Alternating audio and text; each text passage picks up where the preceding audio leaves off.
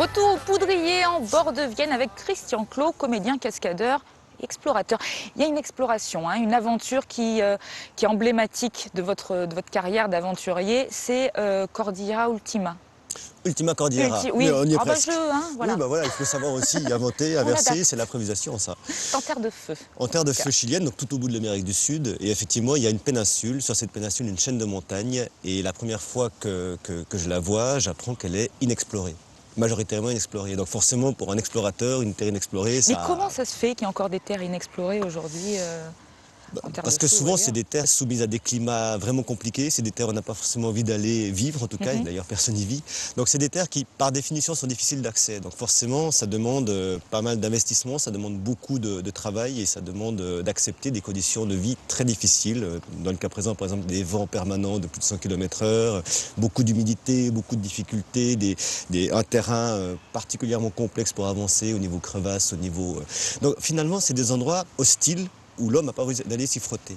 Mais quand on entre là-dedans, on découvre qu'il y a tellement de choses, tellement de nouveautés, on a l'impression de rentrer dans les origines du monde, tellement ça bouge. Mais comment vous avez fait, vous, pour aller jusque là-bas alors que... Alors d'abord, on prend un bateau. Oui. Ça paraît bête, mais finalement, c'est des montagnes dont on accède par bateau. Et déjà, rien que ça, c'est une difficulté puisqu'il n'y a pas de carte. Donc, savoir où aller débarquer, comment faire, comment rentrer. Il y a une forêt qui entoure ces montagnes, il faut passer la forêt. Donc, il faut du temps. D'ailleurs, il y a eu 3 expéditions, 2 expéditions avec, à 3, puis ensuite avec un groupe de scientifiques, dans lesquelles, tout simplement, on a défriché, on a ouvert, on a essayé de découvrir une voie.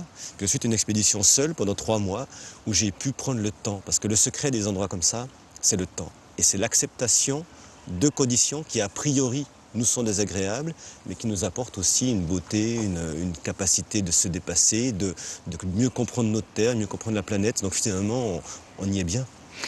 Qu'est-ce qu'on ressent quand on est dans un endroit et on se dit personne ne connaît cet endroit n'est pas cartographié, je suis comme Marco Polo, je suis... Alors c'est purement psychologique, ça c'est vrai, parce que moi ça se donne pas. On est le plus beau moment, j'arrive sur un sommet, sur ce sommet j'ai toutes les montagnes autour de moi, j'ai la mer qui m'entoure, j'ai les forêts, j'ai la steppe patagonique au fond. Et là je sais effectivement qu'a priori, je suis le premier à être là, à voir cet endroit. Et c'est un sentiment de plénitude, non pas finalement d'être le premier, mais d'être arrivé au bout, après 5 ans, 3 expéditions, un travail permanent, 100% de ma vie consacrée à ça, d'être arrivé au bout de quelque chose et d'avoir pu concrétiser ce désir d'exploration qui était en moi. C'est aller jusqu'au bout, savoir lutter contre tout ce qu'on nous dira de « vous ne pourrez pas, vous n'y arriverez pas, ça ne marche pas, c'est impossible », de contrer tout ça et de se dépasser. Alors, si on veut en savoir plus sur cette expédition-là, sur les autres aussi, vous avez écrit 6 livres quand même, donc c'est pas mal, il y a de quoi faire. Alors je le disais en début d'émission, ces expéditions, c'est pas du tourisme, elles ont aussi un but scientifique. Oui, c'est toute la différence pour moi entre l'aventure qu'on fait d'abord pour soi et l'exploration, la recherche qu'on fait aussi pour les autres.